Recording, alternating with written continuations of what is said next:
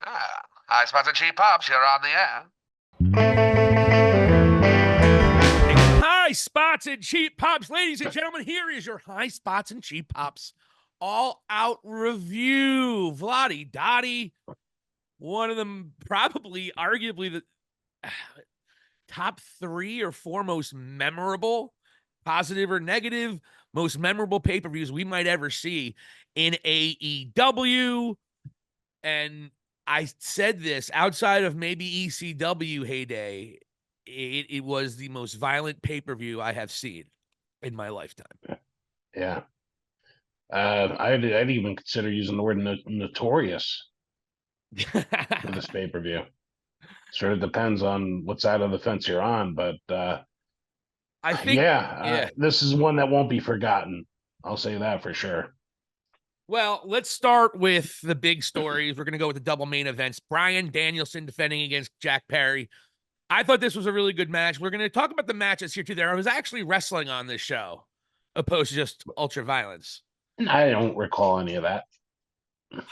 Pac and Ospreay.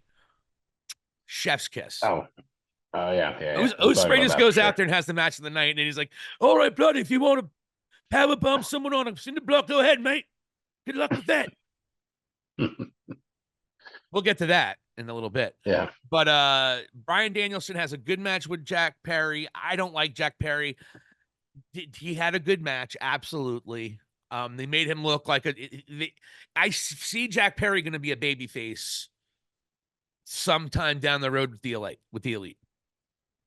They're trying to make him this like never give up dude, and look, the Bucks may be indie-rific, but they know as the day is long, you don't make a heel, that kind of heel, unless you're eventually going to turn him babyface, typically. The never say die, never give up. So Jack Perry is definitely going it.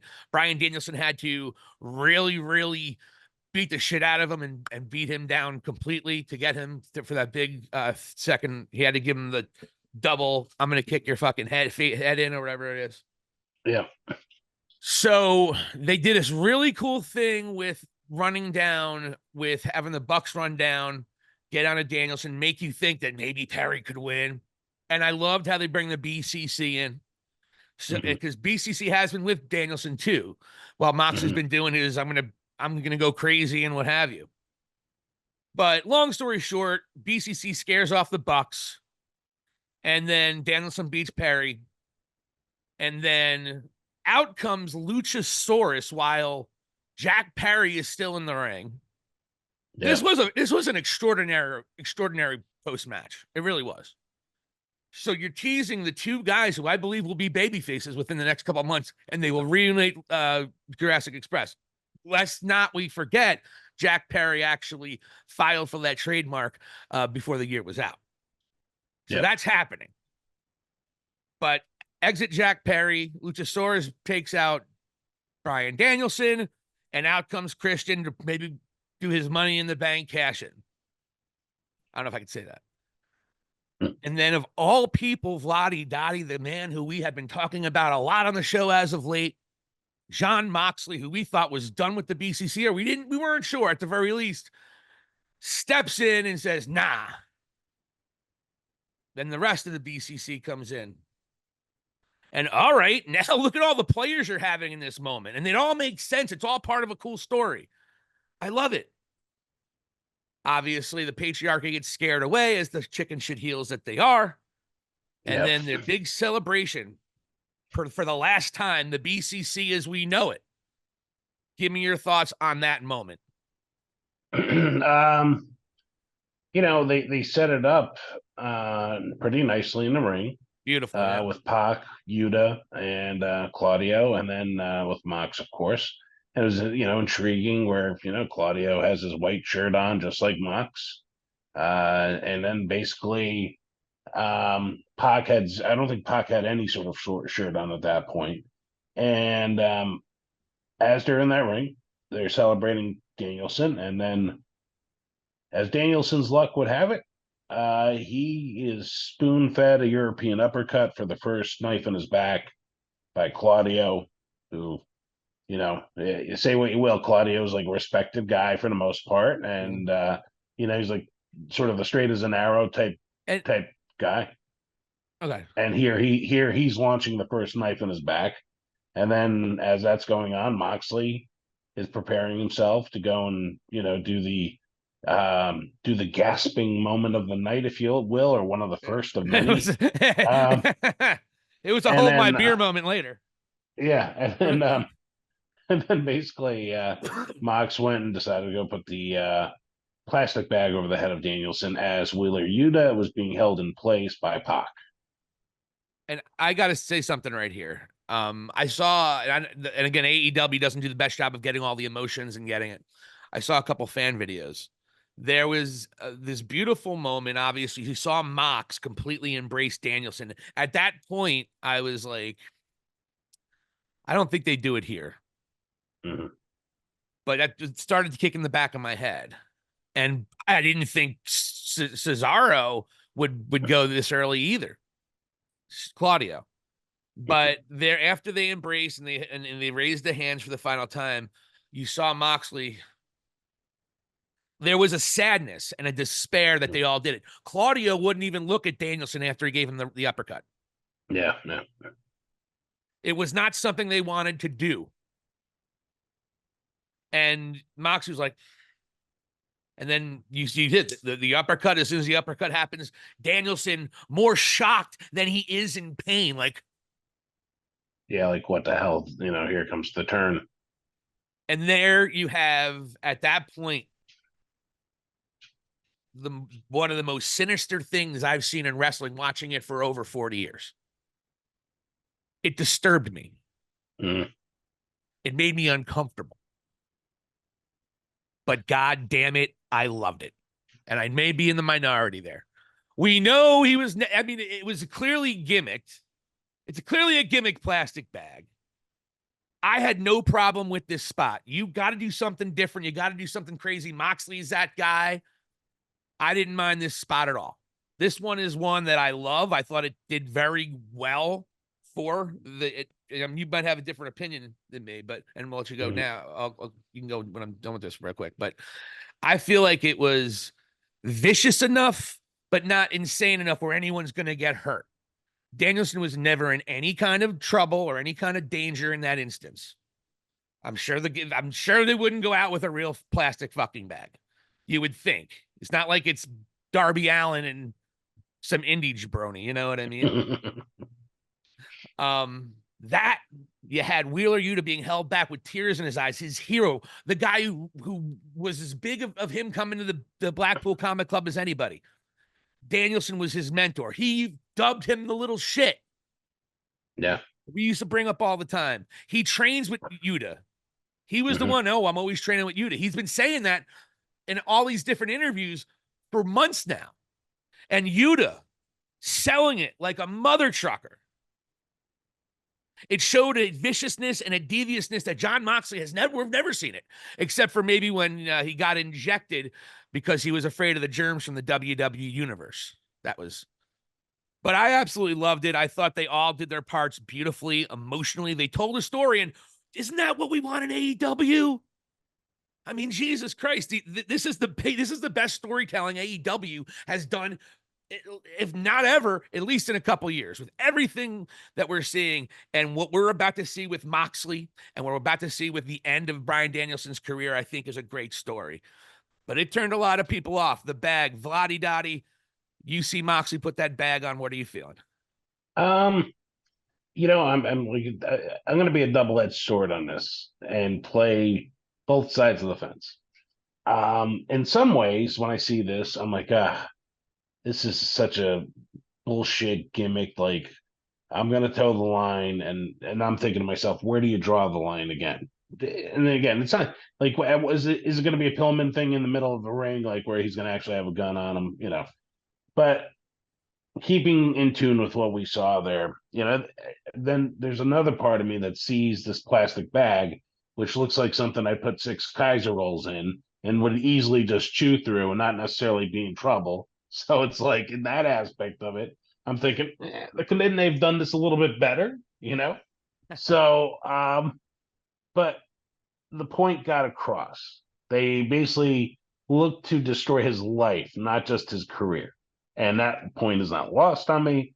I'd be a hypocrite if I would say to you, this is bullshit, blah, blah, blah, because I've been dying for some sort of story. Now I look in and see who, was part of this turn, and Pac is definitely involved. Marina Shafir is definitely involved. Claudio is definitely involved, and of course Moxley's the ringleader. And I would say they all have something in common, and it seems to be expanding a little bit now.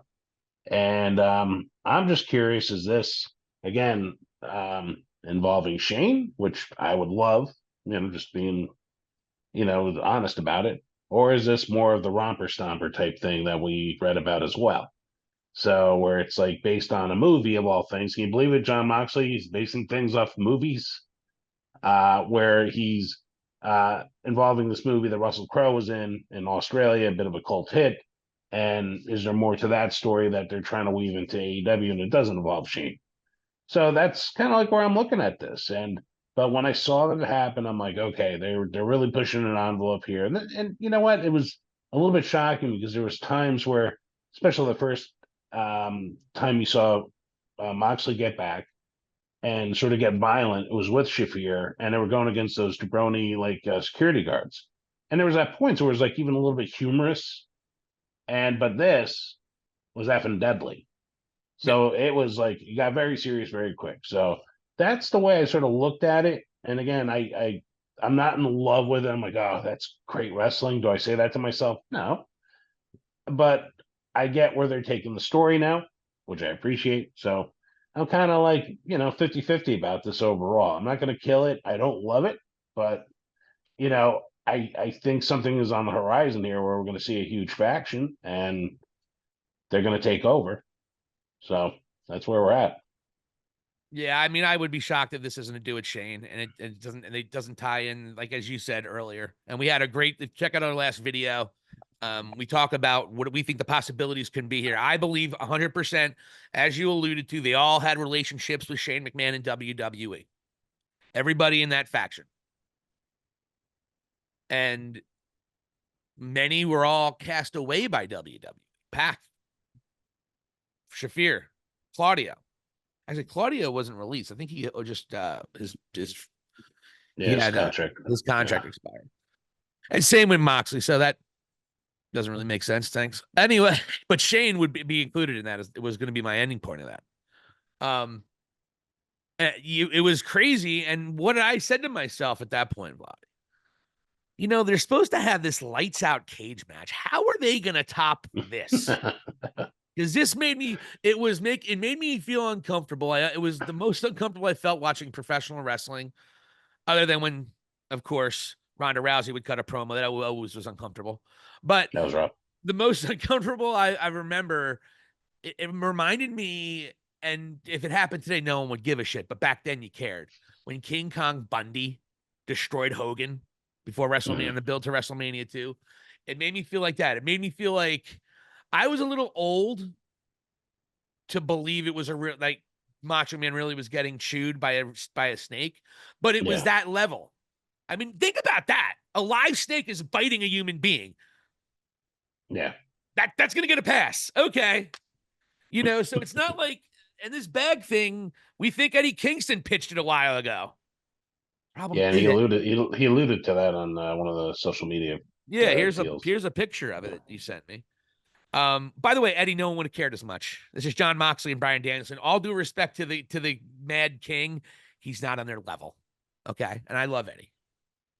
So sometimes the better moves go with the better people.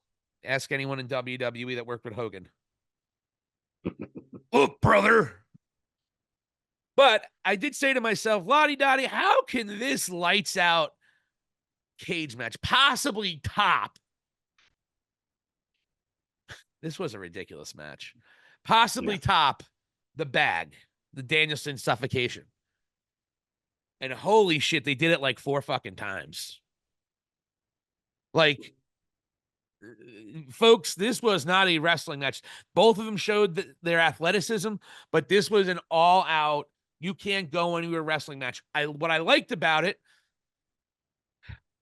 was that It was what it was supposed to be, and I like that it was in the ring. A lot of times these stupid matches are Yeah. all over the friggin' arena, and everyone is just taking powders and getting the fans involved and being silly and drinking beer with them or throwing water on someone. It's just all stupid bullshit that happens in every wrestling Yeah. company that has a brawl in the. So I like that it was all there. It was extraordinarily violent. It could have been. I mean, this match and this whole card was just, it started out real violent with MJF and Danny Garcia. That was a very violent match. The Yeah. women's straight fight was a very, very, very violent match. And every match seemed to up the next one. Then you have the spot with Danielson, and then they had a match that blew all of them away by tenfold. There were spots where Hangman pulled out a staple gun, which they've used prior, because these guys have already had a pretty darn good feud. And he started stapling Swerve. And Swerve, you're seeing this character development where he doesn't feel pain. He's a sicko as well. And he brought that out in Hangman. And so Swerve doesn't care. He starts peeling it off. I mean, it's performance art at the very best. Could be violent for the sake of being violent, but that's what this match was supposed to be. Swerve even alluded to that in a tweet. And that was one spot. Then they brought out a cinder block, Vladi. Yeah.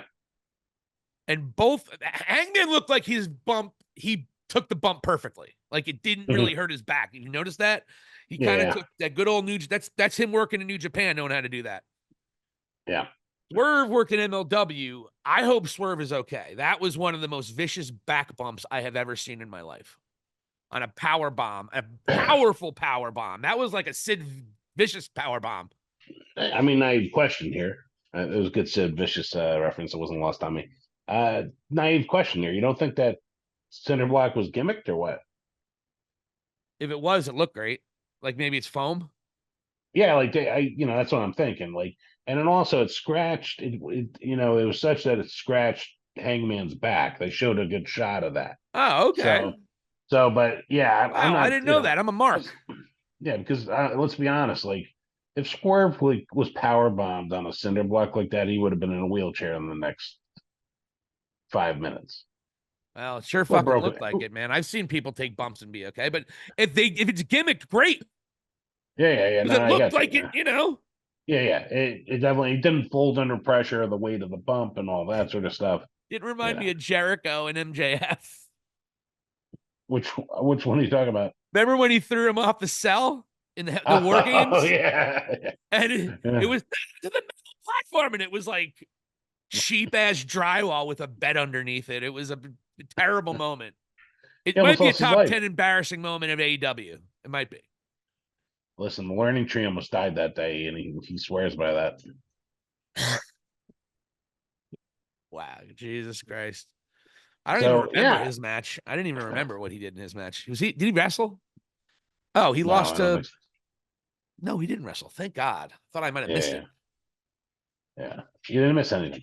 So yeah, in regards to that bump, it was sickening. It was both bumps actually. So yeah, that was just a quick question about the actual cinder block in itself. But again, they're adding to the theater of this match, and hey, you bring up the staple gun, and it's funny, like. He has the staple gun. He's going to just staple to him, but they're in a lights out match. Why doesn't he just bludgeon Swerve to death with it?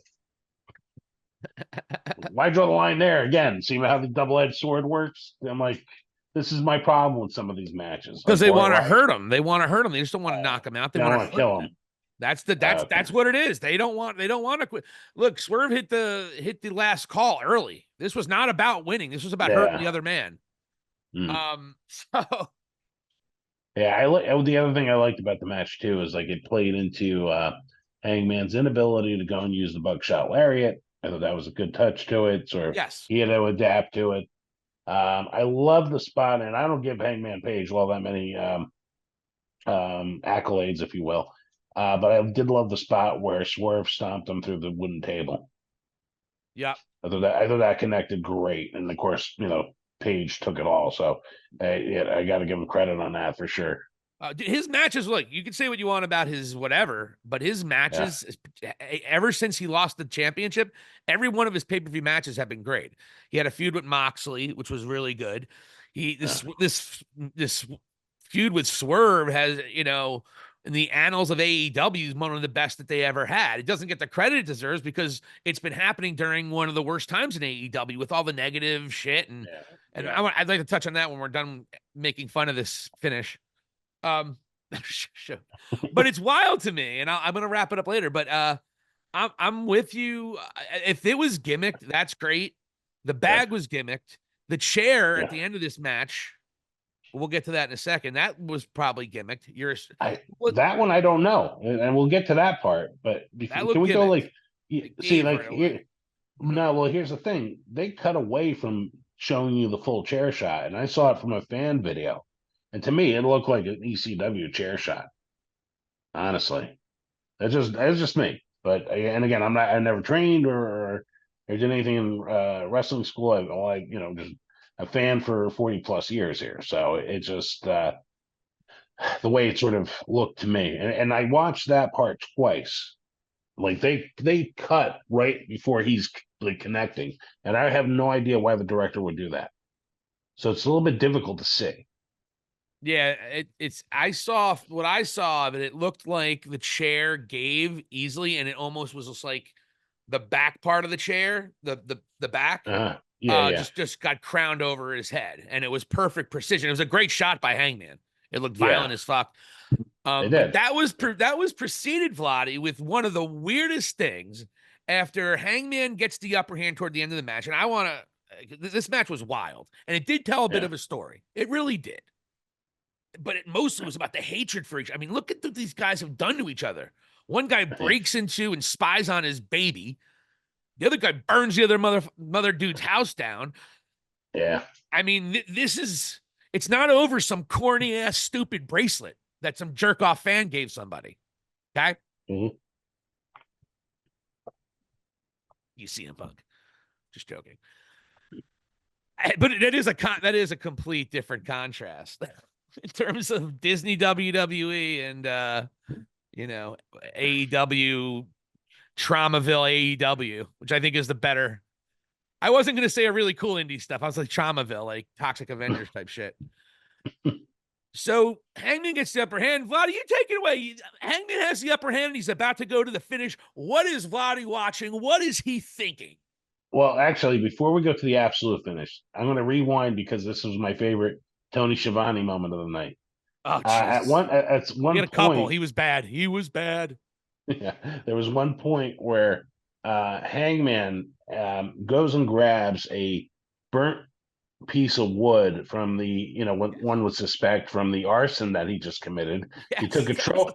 That was another thing. Holy shit! He took a trophy to use in the match on him. It's brilliant. So it's like a huge stake that you would go and basically stab a vampire in the heart with. And Tony Schiavone, in his grand wisdom, screams out, and keep in mind, he gets paid for this. He screams out, "It's a splinter!" I go, "A splinter? This old man doesn't even know the difference. Like, what kind of splinters is he getting on his deck? This Page is it's a stake. Page is stabbing Swerve in the head with this splinter. It's a splinter. He has that splinter all up in his face. He's gonna need tweezers to pull that out. I tell you, buddy. I'll tell you, buddy. If it's a woman commentator, just fake bitch. How does he still have a job? Does he have pictures of Tony Khan's wiener? That's the only. I mean, how does he still have a job? JR is a welcome change from Tony Schiavone. Hold on a second. You hear that? The dog is playing with his toy. I don't hear him at all. He sounds like a beautiful puppy, and I love him. Okay, he's like hitting the squeaker, so I didn't know if that was going through. But I got to say that moment was just absolutely incredible. And here, it's like an actual piece from the house, and he's about to go and stab him and bust him open with it. And the crowd, actually, I've been pretty critical of many AEW crowds. In this moment, you're hearing the oohs, ahs, and holy, what is he doing? Like, he's Yeah. going to kill him. And, you got Shivani screaming about splinters. It's great. So then from there, he's terrible. yeah, from there, let's go fast forward towards almost the end. Previous to the chair shot is what I'm assuming you're leading me on to, where Hangman decides to start playing DMD all of a sudden and decides to pop out. He goes and pops out the grill of Swerve and then takes it upon himself to bring a hypodermic needle into the mix. And then I don't know. I haven't been told otherwise, but he goes and sticks the needle through his cheek, and I think he gave him herpes. Well, that's the thing, right? Maybe it was just saline solution, or maybe when he ripped. Oh, we forgot this spot. Hangman rips his gold grill out of his teeth. Yeah, I mentioned it. Yeah. So he might have just been trying to clean the wound. Oh, that's true. He wouldn't just numb and it. Everyone's killing Hangman. And then Swerve, I don't know what he was doing. He gets hit with it. He's like, I'm assuming it's Novocaine or something happened where he couldn't really move. He was almost in paralysis. It's beyond me. And if they were going to go that route, I would have rather them done the old school thing with Will Ferrell, the blowgun. Like him taking it right in the jugular. I don't know. This is what I think AEW is doing. And Swerve mentioned this. This was a spot that's never been done before for fucking good reason. But this is a spot that has never been done before. They wanted something new. I guess dropping each other on the probably fake cinder block but still, it looks so good and so real. That spot looked amazing, and that was one of the first ones that was getting criticism. The staple gun, I thought this is literally as old school of an ECW match you'll ever see. Mm-hmm. And neither one of them took crazy head bumps at all, really. You can, if you want to, it was just about hurting them physically. Now, the question is, toward the end, he stabs him with and injects Swerve's mouth with something. Is it herpes? Is it even AIDS? Look, did he pull a Cartman when Cartman gave Kyle AIDS on South Park? Is that what you think it might have been?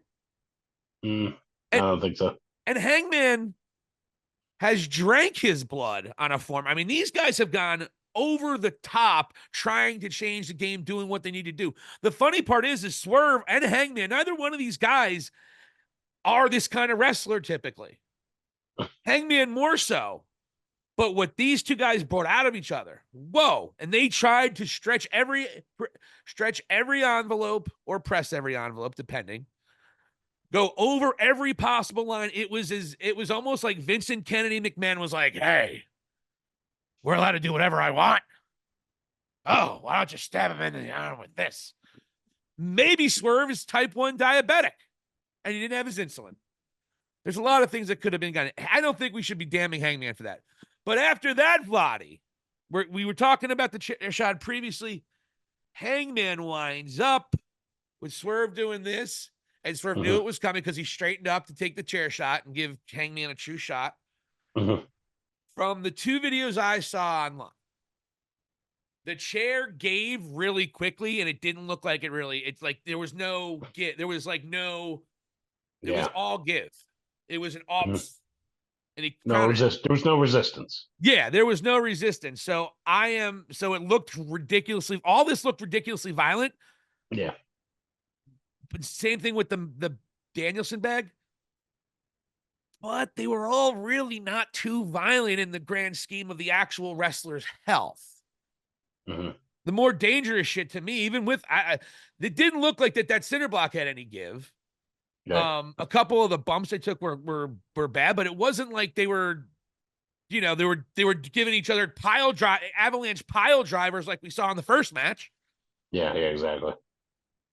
We weren't seeing Darby Allin off of a 20-foot ladder onto two chairs and a pane of glass.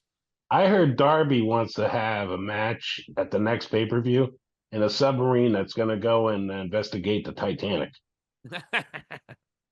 What's the worst that could happen? Who knows, right? I just Just want to roll be with me. I just want to be me. And just try to kill myself every day. Well, it. and that I want to get to that in a second, by the way, with Darby Allin. I have a question before we Yeah. wrap this up. We still have a lot to go, folks, in this show, because we still have to get to all the rest of the show, the card. But I'll be honest, I don't like the syringe spot. I don't think it works. No. I think you could have used, what's that stuff they put over people's faces? Like chloroform. Chloroform. You can do chloroform. You can blind him in some way on top of the beating that you're giving him. You can do something, maybe, I don't know you want to steal Jericho's gimmick, throw a fireball in his face, have Matt Jackson come out and give him a super kick that explodes. He'd get up in 90 seconds, though. That's true. But have a spot like that, okay? Yeah. But have it be the finish like a normal booker would make. Mm-hmm. I don't think you needed to do the syringe. The syringe didn't look great on TV. It looked weird. I'm sure it made a lot of people feel uncomfortable. I was more like, what the fuck? Yeah, yeah. Like, what are you doing? It's like you're trying just to be different now. That's how I felt about that spot. Yeah. The chair shot, I think, pissed more people off, though. But I think the chair was gimmicked. Okay. But if it's not gimmicked, then that's an issue. Yeah. I mean, it's a whole other conversation because the wrestlers are doing it to themselves. Mm-hmm. But I believe that chair was gimmicked, just by the way. It didn't give. If it was gimmicked, if it wasn't gimmicked, it was a poorly built chair. It really was. It was not. If The Rock used that chair against Mick Foley, that we wouldn't be talking about the Royal Rumble finish from 1999. I'm telling you that right now. Yeah. I still have PTSD from watching that match. So what was your opinion on what is your full opinion on using the syringe spot and the chair spot? Listen, the syringe spot is stupid because really, what is it? Novocaine? Is it, like it could be anything and get me, a jerk off on the internet, making a herpes joke at it. So it's not needed, necessary, nor is it, you're going for the visual, but again, what was it? I don't know. And now we're just trying to, figure it out. So therefore it ends like no credence to the match. They could have done something different, as you described. And then also in terms of the chair shot, if it was gimmicked and didn't necessarily hurt him in a CTE sort of way, and they were able to get away, because it looked bad on the one fan video that I saw. So, and if it wasn't gimmicked and he took that shot, then I'd be like, it's one of those things. Like, you only got a certain amount of those in you. And he just re-upped on a new contract, right? Oh, he bought a house with it. I forgot. So, so then, with that being said, it's like, why would you want to lead off with that? And maybe get hurt. So, I don't know. If it was gimmicked, I've got no problem with it. If it was not gimmicked, then he could probably have avoided that too, and they could have figured out some other finish. Well, the thing is they're not going to tell us if it was gimmicked, and that's part of professional wrestling. Right. You have to, and that's where I think that there's this pearl clutching that wrestling fans do. At the end of the day, these are these are men, these are adults. In many cases, they're women. They're choosing to do these things with their body for their performance art. That's what it is. It's like a guy swallowing knives and not being good at it. So it's a lot of pearl clutching, and oftentimes I notice the pearl clutching is by WWE folks that didn't even watch the pay-per-view and just saw a clip online like, oh, I'm going to talk about it for 5 hours of my day today. Mm. And like, I kind of have a problem. If you didn't see the lead, first of all, you don't know what kind of feud that Swerve and Hangman are having. They're having not a better feud, but a certainly more personal, more violent feud than anybody in the business right now. Period. I mean, we already talked about what they've done to each other. Not to mention cost a world championship in there. Yeah. But literally breaking a B&E in one house and the other guy does arson to the other one. And the promo and the production was one of the best produced things AEW has ever done, Hangman. It really was. The promo was great. The way he did it while he was pouring the gasoline all over the house. The production, it actually looked real. I'm sure that wasn't. You can't just do it. You don't do that in real life. No one does that in real life. I have, but don't tell the cops. So if you don't know why these two men hate each other, you're just gonna take that one spot with and you're gonna try to make the spot with the syringe the microcosm of the storyline.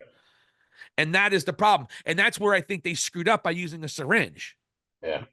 If they didn't, then we'd be talking about how great this match was and how great and ridiculous this feud has been. But instead, we're saying, Would you have done that or no? You know, and that's what we're sort of that's the stones that we're kicking around. it didn't help the match. That was the problem with it. It was for shock value. Yeah. It's like Jerry Springer bringing out, the Black Panthers and KKK. You know something's going to go wrong, but let's do it for shock value. That was a horrible analogy. But the point is, it's for shock. Let's do something shocking. AEW is trying to turn the shit around. AEW is trying to get out of this hole. And these two guys, Hangman and Swerve, said, we have to steal the show. And they did and in many ways they did. But a lot of people outside of the AEW fan base and some in the AEW fan base, but I think a majority of AEW fans are going to let it slide. It's a lot of pearl clutching about everything that AEW tried to do. They were much more shocking, much more adult, much more violent. And it wasn't just these two matches, Vladdy. We brought it up. MJF and Daniel Garcia. There was so much. There was biting. There was bloodshed. There was an avalanche pile driver, true hatred. I mean, these two kids went at it and killed it. Killed it. Great opening match. Great finish at the end with that's going to keep MJF off TV for a little bit. Then you have the Bucks match, which was, I thought it almost was like watching the Bucks lately, Vladdy, and we can finish up the rest of the pay-per-view now. Watching them, they're almost like slow motion in what they used to be, aren't they? It's like everything looks so coordinated. Yes. And when they were quicker, it was almost okay. Now that they're slower, I don't know who slowed down more, CM Punk or the Bucks. Ironic. I would say the Bucks. But you know what I mean. They're just not. They're not the same tag team anymore. They're just not. Yeah, and they get zero reaction for said moves, and they look for it, and it was like a WWE sort of finish too in terms of that match. Oh yeah. Opinion. So I'm like, again, these guys are mailing it in, getting huge checks. Yeah. The only thing that is pending with them, and as far as what I'm considering here and concerned about, is that how do they play into whatever's going on with Moxley versus Tony Khan? Because now they're almost like out of that sort of loop, if you will. Tony Khan is a bigger fish to fry. Yeah, the Elite all of a sudden aren't nearly as important. No, okay. Hey, you guys all hold like secondary belts except for the tag team belts, which you barely defend anyways. Great. Is there a way the Bucks and the Elite team up with the Shane McMahon group? Mm. And where would they fight? Because how can they have this power in AEW at all as EVPs and not in some way, shape, or form be involved in this? That's exactly the point. Yeah, like they have to be involved, right? Like, and then the other thing is too, somebody besides fake Adam Pearce needs to be talking for Tony Khan. Well, there's also our boy Shivani. He's another one that's got to leave, man. And by the way, what are they going to do with Kenny when he comes back? Doesn't he have a score to settle with the Elite? That's a whole other part of it. And he already set the table for an Okada match. With Takeshita. Yeah, we did that too. Yep, you're right. So, they like all of a sudden I feel like they could become a secondary or even a tertiary storyline for their own company. That's exactly where they deserve to be, quite frankly. Are they as interesting as Moxley, Danielson, or the BCC, or as good at professional wrestlers? No. Nope. Are they as good as MJF? No. Are they as good as Will Ospreay? No. Are they as good as they're not even as good as Takeshita. They're not as good as Kenny Omega. They're not as good as even Okada. These guys damn sure aren't as good as FTR. They're not even as good as the young grizzled veterans. dorks that they are. NXT nerds. I don't think FTR is going to be part of that storyline, which is sad. Yeah. They're going to be the fighter. They're going to fight on behalf of AEW. But yeah, the Bucks, that was probably, I think it was the second least entertaining match on the card. The first one's going to be Monet and Shida. Yeah. They had a lesser match than they had on television, which tells you don't even have the fucking match at that point. If you're not going to do better, don't have the match. Yeah. Yep. Shida was going to cheat before Mercedes never even tried to cheat, really, not really. And she didn't, and then Mercedes wins. Like, what a stupid finish, too. So those two matches I skipped the match. I got to be honest. I didn't care at all about it. It just never got going. First of all, no one thought Shida was winning the match, which hurts. Right then and there, you have it's a beer break. And the thing is, you spent how much money on Mercedes Moné? You don't want her to be the beer match of the night, but she was definitely the beer match of the night. The other two women, Statlander and Willow Knight and Statlander and Willow Nightingale, the other two women absolutely crushed it. It was one of the best street women. AEW women, when they do their street fights, they do them really freaking good because they can really try to hurt each other really badly. Mm. But either way, these two women did it. There were a couple of really nice spots. Another really great story. You know, it wasn't a great story, but it was at least a storyline that got us invested. They needed a street fight for it. It was a friendship. It was a story. I mean, we bitch about AEW not having a story. Every single one of these matches, not every one of them, but a lot of these matches, a lot more than they used to, had a build behind them. That's something we were bitching about constantly last year this time. We're not getting that now. So kudos to them. And even the matches that happened between the Bucks and the BCC, they had kind of they had a little week and a half storyline. Same, Shida and Mercedes, kind of boring, but they had a little bit of a build, a little corny build. Yeah. And then we go on to what else? What else did we have in the night? Of course, how can I forget the best match of the night? Easily, Pac and Ospreay. We talked about it briefly. These two guys just were at as good as they can be, and you can imagine your thoughts on that match. Did you watch it? Easily my favorite match of the night. Oh, it wasn't even close. Yeah, for sure. Yeah, it was real wrestling. It was real wrestling. It was an absolute aerial clinic. Pac has met the yin to his yang. Like those two can work for years together, and I would never get bored. Like that's how good that match was. That's how incredible they are in terms of chemistry. Yeah, that was something special. Probably easily one of my favorite matches of the year. Yeah, and Ospreay just continues to go out there. Every time he wrestles, he has the match of the night. Period. Yep. Since he has been on the AEW roster, he has the best match on the night, with the exception of maybe the Roderick Strong match. Okay. But I don't know. I went away that weekend, so I didn't see the Roderick Strong match where he won the international championship. I'm sure it was a good match, but he's Roderick Strong, right? Mm. He's still playing that gimmick where he screams people's names. I like that. I like that. As long as it's not all the time. As long as it's once in a blue, he pops up. He's like, "Oh, yeah, that guy's funny. Haha."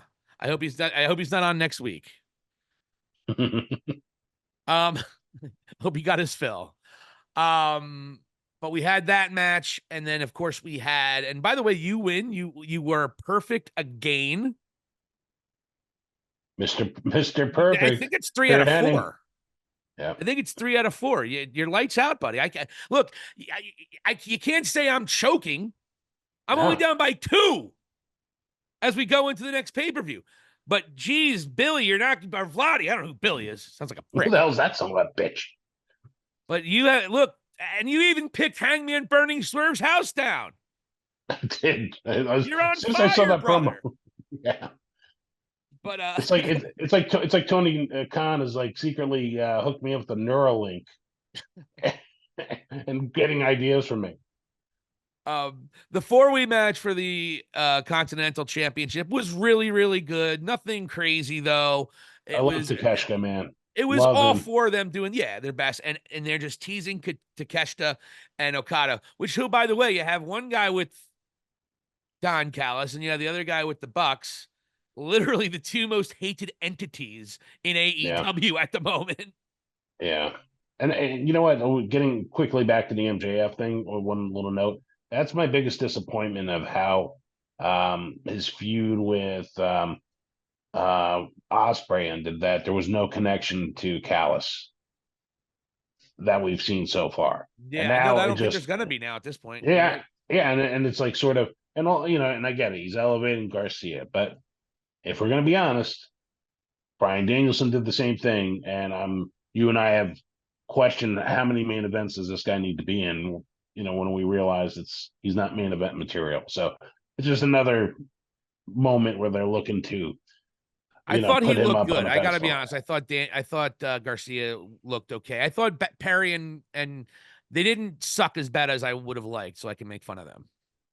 But Gotcha. I got you. neither are still main eventers, though. I'm not saying that. Yeah. No, so no, I appreciate that, and it just that's a little bit of the disappointing aspect of, and then plus with him being out, so he can go film something. All right, I get it, but Which is probably it's why like that nothing happened big. That was probably the reason. yeah, actually, right, yeah. So, but yeah, Takeshita is just a monster out there, and I love when he's out there with Okada. Like, I think the crowd sort of sides with Takeshita here. Oh, I think they absolutely. dig him. Yeah, so it's like, what do you do? It's like he's pretty much a baby face in this, just being himself. And dude, he's just a badass man. Like he and Callis should have their own segments each and every show. I would agree. I think you can have a Taz, not Taz, if you can pair him with somebody else in the Don Callis family, certainly not going to have someone with the talent of RVD, but if you can have another wrestler to kind of play off Yeah. of Takeshita, the way Yep. Sabu did Rob Van Yep. Dam, but Callis is going to be Callis opposed to, and he'll actually be Don Callis and cerebral and be Yeah. able to kind of weave the match. So the guy can't be as goofy as Rob Van Dam was, the way he was in his backstage promos, but he could be sim. Maybe it's Trent when he comes back. Who knows? He doesn't need to be a big guy. Just need somebody for Takeshita to have another dimension to his character. Because right now he's just Don Callis's guy. Yeah, exactly. And He's the I'd like, alpha. yeah, and if you're gonna, and eventually you're gonna turn him babyface, definitely. He's just popular. He has all the look and the talent in the world, and we're gonna get Okada and Takeshita at a pay per view sometime soon. And I wouldn't even doubt it. Maybe not the first match, but if they have a second match, if Takeshita wins that, Yeah. he's deserved it, man. He's been in banger after banger after banger, Yes. and that's all that match was. That match was taking a backseat to the 3 or 4 other matches that were big on the card, no matter Oh what. yeah. Anyway. So they did a good job of putting a great wrestling match on and planting a seed. But the biggest turn, obviously, is going to be we're looking at the two Japanese sensations, Takeshita and, of course, Okada for the Continental title, possibly at Full Gear. I don't know if it's going to happen at Wrestle Dream, but Full Gear, I'd be all in. But so that's the pay-per-view, Vladdy. All overall, I maybe I'm an AEW sycophant, or at least a closet one. It was one of my favorite pay-per-views of the year. It was probably my favorite AEW pay-per-view of the year. If it wasn't for WrestleMania, everything the WWE did during WrestleMania season, Mhm. I think this would have been my favorite pay-per-view of the year. Not because of the violence, and again, I hated the syringe spot, but overall, I thought they're telling stories, and they're planting seeds for future things to come. They're doing things that AEW wasn't doing well a year ago. So as an AEW guy and fan, and I'm a WWE fan too, God forbid, as we both are, this Yeah. is what I want to see the company do. Is it paying dividends in ratings, or even though the ratings have been a little bit on an uptick recently, but is it working in ratings and overall their attendance? No, you're not seeing that uptick yet. But they got to Yep. do this for more than 3 or 4 months. Yeah. This has all been the last like 2 or 3 months these stories are being told, and they're on the prefaces of one hell of a storyline. Now you're involving, this is my great segue. Now you're involving Bryan Danielson. Who's going to retire Bryan Danielson? Is it going to be Jon Moxley all of a sudden, who we said, but Vladdy Dottie, I Yeah. thought about this. Mm-hmm. Who's Jon Moxley been calling to talk to? Darby. Where's Darby from? Washington as well. Where is the next AEW pay-per-view? In Washington. Seattle, I believe, right? I think it might be the other one. Tacoma. I think it's Tacoma. Okay. But I don't. I'm not 100% sure. I don't think it's in Seattle though. And Bryan Danielson one time said, "I always thought it would be cool to have my career end in Seattle, putting over another kid from Washington." Oh, forget it. It's totally happening. This is the question though. Does Darby Allin go with Jon Moxley and this new crew? That's the question. And is that how he gets his world title shot? And is that how he wins the title? Is it possible that arguably the biggest pure baby face on the roster, Darby Allin, turns heel? His character's been a little stagnant, hasn't it been? Well, no, I wouldn't say stagnant because his whole thing with Jack Perry, I love that one promo recently. He's had good matches. But with this, it's elevating him up to the main event immediately. And Darby's not the type to go and necessarily go and fall in line with other people. So, like, he and Sting just had this copacetic thing going on where he had his enforcer, and Yeah. Sting was along for the ride, just kicking ass and not losing matches. So now you have a situation where maybe Moxley saying, "Hey, we can offer you a better way. This is something we're looking to build and change this place. It needs to be changed." He could play against the Bucks and that whole crew and elite and say, "We're not them. You should be with us." And now Darby's got to decide. What if they go and help him win and he doesn't want the help and he still just takes the pin? Sort of looms on him. And then he turns babyface after they congratulate him, kind of thing. Yeah. That could be it too. And then you have Darby Allin, because Darby Allin is the most AEW full. He is Sting to WCW in many respects. He's never said I'm the dumb. He said, "I'm never leaving AEW. I love AEW. It's my home." No one has said it outwardly the way he has. Yeah. And Darby and Danielson, they had a couple of brief interactions. I think they wrestled once. There's a lot of respect there after these dirty deeds by Dirty Dean Ambrose. But after these dirty deeds by Jon Moxley and the rest of the BCC, that would turn a guy like Darby off. So I don't know if it's going to happen, but I just started thinking about all those little pieces put together to Darby Allin beating Bryan Danielson at Wrestle Dream in Washington. Because I don't think Danielson's going. I never thought he was going to have a 6-month or a year-long title reign. I think. No. And he's wrestling out of contract, for Christ's sake. Yeah. You know what I mean? Tony Khan loves doing that, by the way. I don't care. Go to WWE with my belt. I don't care. He promised he won't take it. CM Punk gave it to Triple H. Here, it's mine because I put an X on it. Because I put X's on my arm. Straight edge. Yeah, I get it. Thanks.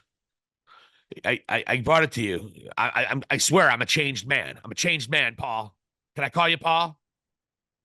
Oh yeah, you can call me Paul. Oh, can you leave though? Okay. Okay, no problem, Paul. You want coffee? I'll buy you coffee. I'm real popular. You see me in NXT? They love me.